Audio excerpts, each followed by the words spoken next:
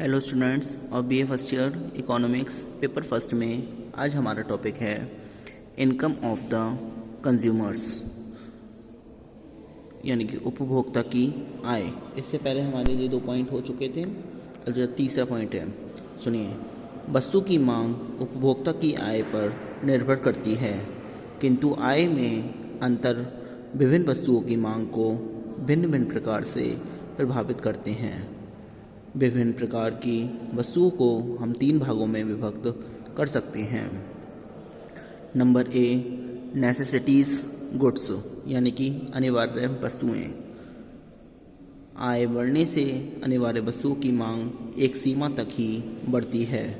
उस बिंदु के बाद आय में उतार चढ़ाव ऐसी वस्तुओं की मांग को थोड़ा भी प्रभावित नहीं करते। कारण यह है कि वस्तुओं के उपभोग करने की एक सीमा होती है। उदाहरण, आय बढ़ने के साथ साथ एक गरीब परिवार गेहूं पर अधिक खर्च करेगा, लेकिन एक सीमा के बाद आय बढ़ने से किसी भी प्रकार उस परिवार द्वारा मांगी जाने वाली गेहूं की मात्रा प्रभावित नहीं होगी। नंबर बी, इन्फीरियर गुड्स यानी कि निकृष्ट वस्तुएं। आय बढ़ने के साथ साथ निकृष्ट वस्तु जैसे मोटा अनाज, मक्का आदि की मांग कम होती है, क्योंकि उपभोक्ता अपनी आय को निकृष्ट अनाज के बदले बढ़िया अनाज जैसे चावल या गेहूं खरीदने में व्यय करता है। नंबर सी, लग्जरीज गुड्स विलासिता की वस्तुएं। ऐसी वस्तुओं की मांग आय के साथ प्रत्यक्ष रूप से संबंधित होती है, इसलिए आय में वृद्धि के साथ मांग बढ़ती है और आय में कमी के साथ मांग कम होती है। Number 4, tests of the consumer यानी कि उपभोक्ता की रुचि। किसी वस्तु की मांग उपभोक्ता की रुचि पर ही भी निर्भर करती है।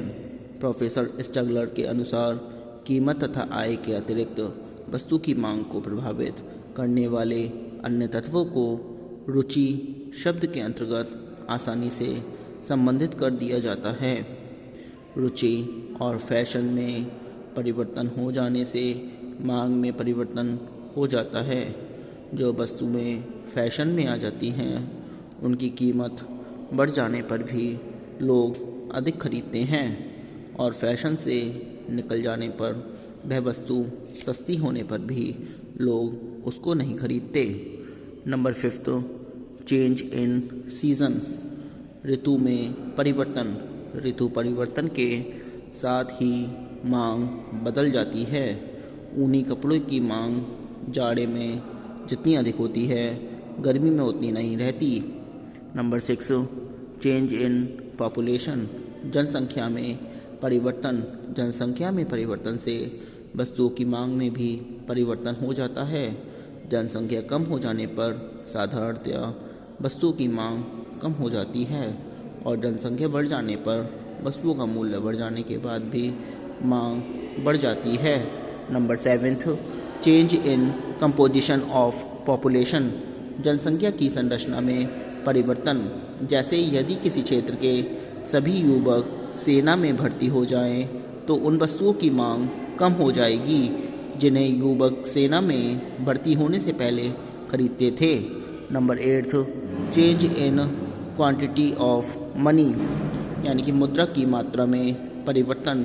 जब देश में मुद्रा की मात्रा बढ़ा दी जाती है तब मूल्य स्तर ऊंचा हो जाता है, फलतः वस्तुओं की औसत मांग कम हो जाती है।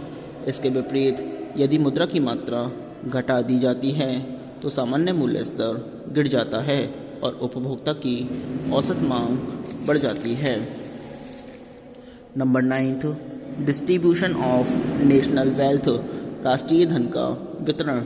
यदि करारोपण द्वारा अन्य साधनों से धन का अमीरों से गरीबों की ओर हस्तांतरण होता है, तब विलासिता की वस्तुओं की मांग में कमी तथा जीवन उपयोगी वस्तुओं की मांग में वृद्धि हो जाती है। इसका कारण यह है कि जब निर्धन वर्ग के हाथ में धन आ जाता है तब वे उसको जीवन उपयोगी वस्तुओं पर ही व्यय करते हैं। फलतः ऐसी वस्तुओं की मांग बढ़ जाती है। Number 10, phase of business cycle, व्यापार चक्र की अवस्था। तेजी के काल में वस्तुओं के मूल्य अधिक होने पर भी मांग बढ़ जाती है, क्योंकि लोगों की मौद्रिक आय बढ़ जाती है।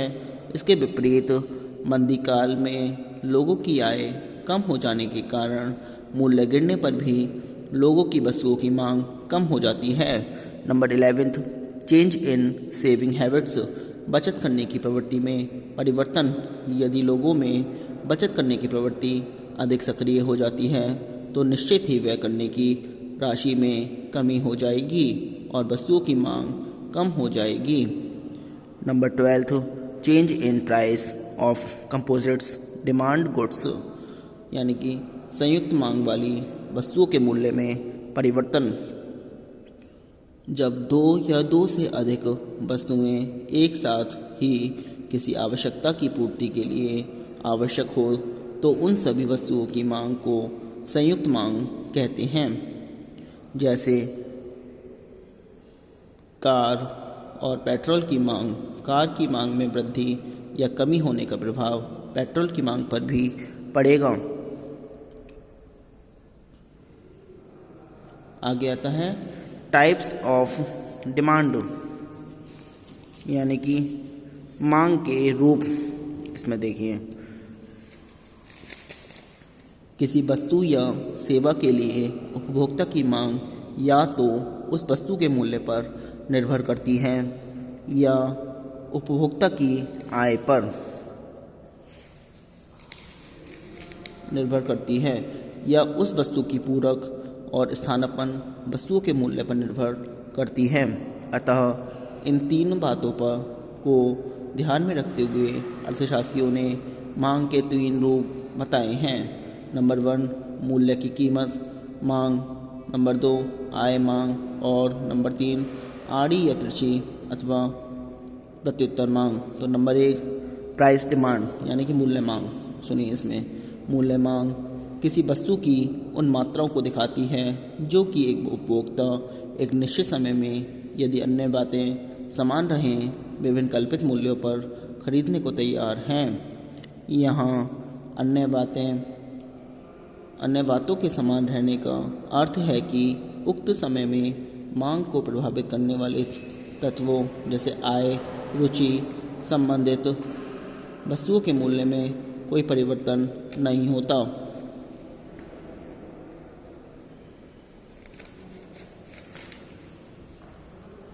इस चित्र नंबर 2 में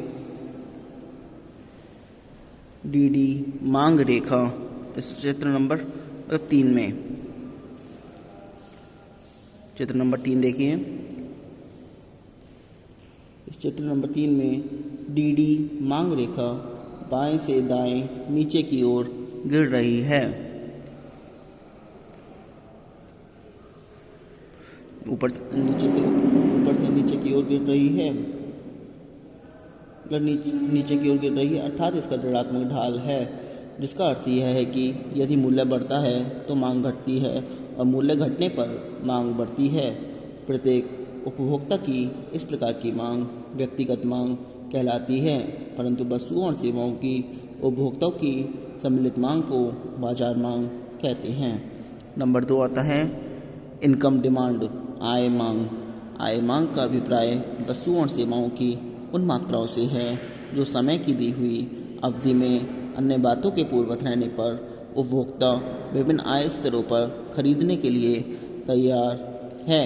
आय मांग रेखा को जर्मन अर्थशास्त्री एंजिल के नाम पर एंजिल रेखा भी कहते हैं। अन्य बातों के समान रहने का अर्थ है कि वस्तु या सेवा के मूल्य, उपभोक्ता की रुचि व आदतों इत्यादि में कोई परिवर्तन नहीं हुआ है। जिस प्रकार मूल्य मांग मूल्यों तथा मात्राओं के संबंध को बताती है, उसी प्रकार आय मांग आयों तथा मांगी गई वस्तु या सेवाओं की मात्राओं के संबंध को स्पष्ट करती है। अर्थात आय मांग विभिन्न आय स्तरों तथा वस्तु की क्रय की जाने वाली मात्राओं के पारस्परिक संबंध को व्यक्त करती है। आय मांग तालिका को बनाने के लिए हम एक खाने में आय तथा दूसरे खाने में विभिन्न स्तरों पर वस्तु की मात्रा दिखाते हैं। इसे तालिका के अनुरूप ही आय मांग वक्र ढाल तैयार कर सकते हैं। वस्तुएं दो प्रकार की हो सकती हैं, नंबर उत्तम वस्तुएं और नंबर हीन वस्तुएं। जहाँ तक उत्तम किस्म की वस्तुओं का प्रश्न है, आय मांग वक्र का ढाल धनात्मक होता है, पॉजिटिव होता है, अर्थात ऊपर दाईं ओर चलता चला जाता है, जिसका अर्थ है कि उपभोक्ता की आय बढ़ जाने पर इन वस्तुओं की मांग बढ़ जाती है तथा उपभोक्ता की आय घट जाने पर इन वस्तुओं की मांग घट जाती है। इस प्रकार की वस्तु विलासिता तथा आराम की वस्तु होती हैं, लेकिन यह सदैव सत्य नहीं होता। कुछ हीन किस्म की वस्तुएं होती हैं जिन्हें गिफिन वस्तुएं कहते हैं। उन पर यह नियम कार्यशील नहीं होता। हीन वस्तुएं ये हैं जिन्हें उपभोक्ता हीन दृष्टि से देखते हैं, जैसे मोटा कपड़ा, वनस्पति घी, जौ, बाजरा आदि। इन वस्तुओं की मांग आय में वृद्धि के साथ साथ घटती जाती हैं। परिणामतः गिफिन वस्तु की आय मांग रेखा का ढाल ऋणात्मक नेगेटिव होता है, अर्थात यह रेखा दाईं ओर नीचे झुकती है। चित्र नंबर 4 में उत्तम वस्तुओं और हीन वस्तुओं की आय मांग रेखाओं को प्रदर्शित किया गया है। चित्र 4A तथा 4A उत्तम वस्तुओं की आय मांग रेखा प्रदर्शित करता है। इसमें OR रेखा जा रही है। OR आय पर वस्तु की मांग कीजिए है। OR वस्तु की मांगी गई मात्रा OM है। OR पर मांगी गई वस्तु की मात्रा OM है। परंतु यदि आय बढ़कर OR से OR1 हो जाती है तो वस्तु की मांग भी बढ़कर OM1 हो जाती है। इसी प्रकार चित्र नंबर 4B हीन वस्तुओं की आय मांग रेखा को दिखाता है। इसमें OR आय पर वस्तु की मांग, ये OR है, वस्तु की मांग OM मात्रा मांगी जाती है। परंतु यदि आय बढ़कर OR1 हो जाती है तो मांग घटकर OM1 हो जाती है। नंबर 3 आता है क्रॉस डिमांड, यानी कि आड़ी या तिरछी अथवा प्रत्युत्तर मांग। ये हम आपको नेक्स्ट वीडियो में बताएंगे। आज के लिए इतना ही। Thank you very much.